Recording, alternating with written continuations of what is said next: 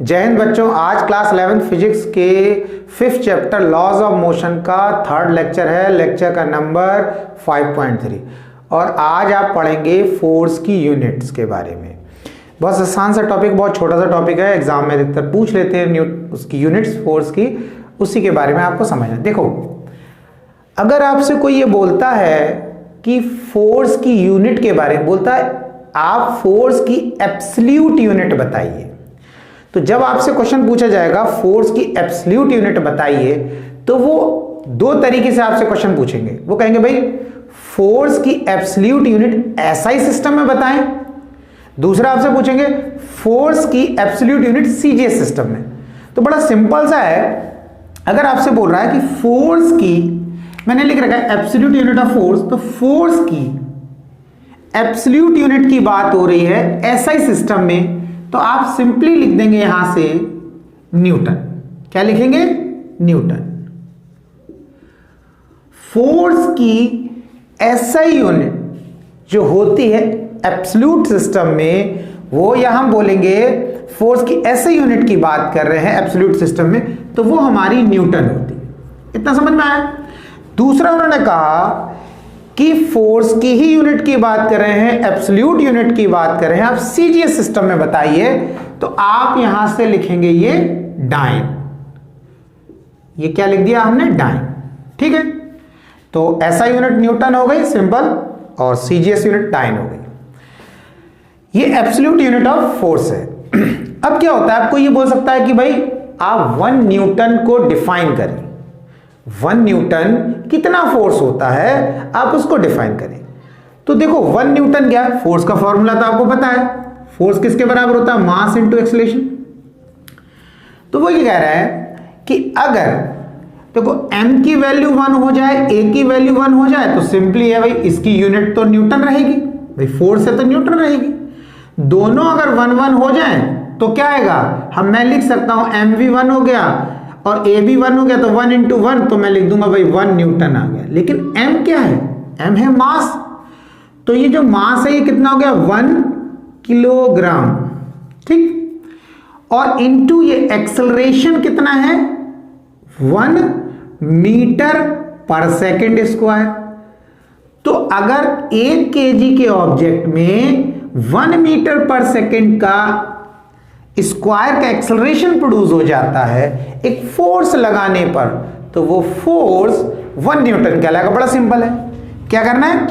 1 KG का object लिया आपने, लगाया उस पर फोर्स, और उस फोर्स ने उस ऑब्जेक्ट में जो एक्सेलरेशन प्रोड्यूस करा वो कितना कर दिया? 1 मीटर पर सेकेंड स्क्वायर का।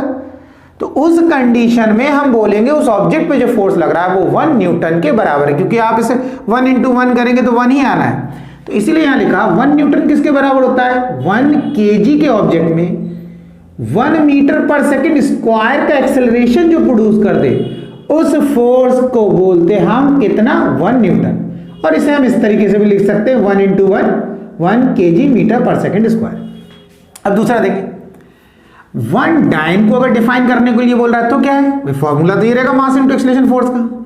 तो हम बोलेंगे 1 ग्राम के ऑब्जेक्ट में, अगर 1 ग्राम के ऑब्जेक्ट पर हमने लगाया फोर्स, और उस फोर्स ने उस 1 ग्राम के ऑब्जेक्ट में एक्सेलरेशन प्रोड्यूस करा 1 सेंटीमीटर पर सेकेंड स्क्वायर का, तो जो उस ऑब्जेक्ट पे फोर्स लगाया उसे हम क्या बोलेंगे? 1 डाइन। और ये फाइनली क्या लिख सकते हैं? 1 ग्राम पर सेंटीमीटर स्क्वायर। समझ आया? तो ये हो गया। तो ये थी एब्सोल्यूट यूनिट की बात।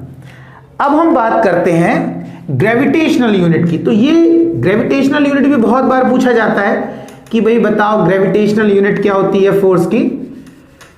अब जब ग्रेविटेशनल यूनिट पूछेंगे तो ग्रेविटेशनल में भी वो आपसे 2 चीज पूछेंगे। बोलेंगे एसआई सिस्टम में बताओ ग्रेविटेशनल यूनिट क्या होती है, सीजीएस सिस्टम में बताओ ग्रेविटेशनल यूनिट फोर्स की क्या होती है। तो आप समझना है सबसे पहले बड़ा सिंपल कि जो एसआई सिस्टम है उसमें फोर्स की जो ग्रेविटेशनल यूनिट होती है वो होती है, सिंपली यहां से समझना है, ये होती है किलोग्राम वेट। केजी किलोग्राम को रिप्रेजेंट करने का सिंबल है केजी, और डब्ल्यूटी वेट। तो किलोग्राम वेट या और क्या लिख सकते हैं इसे, या किलोग्राम फोर्स, ये दोनों एक ही चीज है। देखो अब यहां मैंने लिख रखा है किलोग्राम वेट और किलोग्राम फोर्स एक ही चीज है। तो किलोग्राम वेट या किलोग्राम फोर्स जो है वो फोर्स की ग्रेविटेशनल यूनिट है एसआई सिस्टम में। अब बात करते हैं कि फोर्स की ग्रेविटेशनल यूनिट सीजे सिस्टम में क्या होती है। तो सीजे सिस्टम में अगर हम बात करें फोर्स की ग्रेविटेशनल यूनिट तो वो हो जाती है आपकी बच्चों, बहुत आसान है, ग्राम वेट, किलोग्राम की प्लेस पे ग्राम आ गया, वेट की प्लेस पे वेट रहा, और किलोग्राम फोर्स है तो इसकी जगह हम ऐसे लिख सकते हैं ग्राम फोर्स।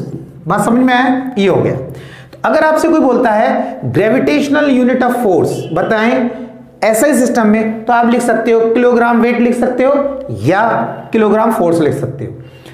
अगर आपसे सीजीएस सिस्टम में पूछ रहा है ग्रेविटेशनल यूनिट ऑफ फोर्स बताओ, तो आप ग्राम वेट लिख सकते हैं या ग्राम फोर्स लिख सकते हैं। अब दूसरा आपसे ये पूछ सकता है कि भाई 1 किलोग्राम वेट होता कितना है, मतलब डिफाइन करो 1 किलोग्राम वेट। तो उसके लिए अब क्या करेंगे, देखो इसी से डिफाइन करना बहुत आसान सा है। हमने कहा कि अगर, देखो हमने कहा कि अगर एक ऑब्जेक्ट है जिसका मास जो है 1 किलोग्राम, फोर्स का देखो फॉर्मूला यही रहेगा बच्चों, F is equal to m into a, समझना इसी से आपको। हमने कहा एक ऑब्जेक्ट है जिसका मास जो है वो 1 किलोग्राम है, मास कितना 1 किलोग्राम है, और उस पर लगाया एक फोर्स, और उस फोर्स ने उस ऑब्जेक्ट में जिसका मास 1 किलोग्राम है कितना एक्सेलरेशन प्रोड्यूस करा, उसमें एक्सेलरेशन प्रोड्यूस कर दिया 9.8 मीटर पर सेकंड स्क्वायर, इतना एक्सेलरेशन प्रोड्यूस करा। यानी कि 1 केजी का ऑब्जेक्ट लिया, उस पर लगाया फोर्स, और उस फोर्स ने उस ऑब्जेक्ट में इतना एक्सेलरेशन प्रोड्यूस कर दिया 9.8 मीटर पर सेकंड स्क्वायर का। तो इसको हम बोलेंगे ये किसके बराबर हो जाएगा, 9.8 को 1 से मल्टीप्लाई करोगे तो ये हो जाएगा बच्चों आपका 9.8 ही रहेगा, और किलोग्राम मीटर पर सेकंड स्क्वायर, या मैं इसको लिख सकता हूं 9.8 न्यूटन। कितना है 9.8 न्यूटन। तो कहने का मतलब ये है 1 केजी का एक ऑब्जेक्ट लिया, उस पर लगाया फोर्स, और उस पर जो फोर्स लग रहा है वो उस ऑब्जेक्ट में 9.8 मीटर पर सेकंड स्क्वायर का अगर एक्सेलरेशन प्रोड्यूस करता है, तो हम बोलेंगे इस पर जो फोर्स लग रहा है वो कितना है, वो 1 किलोग्राम वेट के बराबर है, या 1 किलोग्राम फोर्स के बराबर है। इसलिए 1 किलोग्राम फोर्स या 1 किलोग्राम वेट को हमने किसके बराबर रखा है, 9.8 न्यूटन के बराबर रखा है। दूसरा समझे, अब वो कह रहे हैं कि 1 ग्राम वेट या 1 ग्राम फोर्स को डिफाइन करो। तो फिर हम इसी तरीके से डिफाइन करेंगे, फॉर्मूला तो हमारा ये रहेगा। हमने कहा अगर एक ऑब्जेक्ट है जिसका मास, हमने ये तो इतना हो गया, एक ऑब्जेक्ट है मास कितना ले लिया हमने, उसका मास ले लिया 1 ग्राम, मास कितना ले लिया 1 ग्राम, और उस पर लग रहा है फोर्स, और वो फोर्स उस ऑब्जेक्ट में कितना एक्सेलरेशन प्रोड्यूस कर रहा है, वो फोर्स उस ऑब्जेक्ट में 980, समझना, सेंटीमीटर पर सेकंड स्क्वायर का इतना एक्सेलरेशन प्रोड्यूस कर रहा है। तो वही 980 को 1 से मल्टीप्लाई करोगे तो इतना ही आ जाएगा, 980 ग्राम पर सेंटीमीटर पर सेकंड स्क्वायर। तो अगर 1 ग्राम के ऑब्जेक्ट पर लगा फोर्स और उस फोर्स ने उस ऑब्जेक्ट में इतना एक्सेलरेशन प्रोड्यूस कर दिया, तो उस फोर्स को हम बोलेंगे 1 ग्राम वेट या 1 ग्राम फोर्स, जो कि बराबर है 980 डाइन, इसके बराबर भी लिख सकते हैं, और मैं इसको 980 डाइन भी लिख सकता हूं। बात समझ में आया, ये चीज। तो ये थी यूनिट्स की बात कर रहे थे हम, फोर्स की एब्सोल्यूट यूनिट की अगर कोई बात करता है एसआई सिस्टम में तो आप सिंपली बता दीजिए न्यूटन, और अगर सीजीएस सिस्टम में बोलता है तो बोल दीजिए डाइन। अगर ग्रेविटेशनल यूनिट की बात करता है एसआई सिस्टम में तो आप बता दीजिए किलोग्राम वेट या किलोग्राम फोर्स, और अगर सीजीएस सिस्टम में बात करता है ग्रेविटेशनल यूनिट की तो ग्राम वेट या ग्राम फोर्स हो जाता है। एक चीज और देखेंगे, 1 newton equals to 10 to the power 5 dyne के बराबर होता है, यानी अकेला 1 न्यूटन इतनी डाइन के बराबर है। इसीलिए आपको समझ में आ रहा होगा कि न्यूटन इतना खतरनाक कैसे था, उसने इतनी चीजें कैसे बना दी। अकेला 1 न्यूटन और इतनी dyne, 10 to the power 5 dyne, और 1 न्यूटन इतनी डाइन एक तरफ, अकेला न्यूटन एक तरफ। और अगर 1 डाइन की बात करें तो 10⁻⁻5 न्यूटन के बराबर हो जाएगा। तो अगर आपको कोई वैल्यू डाइन में दे रखी है और आपको उसको न्यूटन में कन्वर्ट करना है तो आप उसको 10⁻5 से मल्टीप्लाई करके न्यूटन में कन्वर्ट कर सकते हैं, जो वैल्यू आपको डाइन में दे रखी है। एक चीज और ध्यान रखना बच्चों, कई बार क्या होता है, इस टाइप से लिखा होता है जिसमें बहुत सारे बच्चों को कंफ्यूजन होता है, वो मैं क्लियर कर दूं। बहुत इंपॉर्टेंट पॉइंट है जिसको आप समझेंगे भी और फिर आपसे मिस्टेक भी नहीं होगी। देखो ऐसे लिखा जाता है, ये लिखा जाता है m और n लिखा हुआ है और पहले केस में और दूसरे केस में लिखा हुआ है nm। अब आपसे बोला जा रहा है भाई ये फोर्स का ही चैप्टर चल रहा है, बोले पढ़ने के लिए बोला, क्या है इसका मीनिंग क्या हुआ, इसका मीनिंग क्या होता है, उसको समझना है। ये लिखा है मिली न्यूटन, मिली न्यूटन यानी कि न्यूटन का 1000 पार्ट, और ये लिखा है न्यूटन मीटर। अब क्वेश्चन ये आता है, जब हमने इसको पढ़ा न्यूटन मीटर तो इसको मीटर न्यूटन पढ़ देते, ऐसा क्यों नहीं? तो आप बच्चों समझना, इसको पढ़ेंगे मिली न्यूटन, इसको क्या पढ़ेंगे मिली न्यूटन में लिख देते हैं।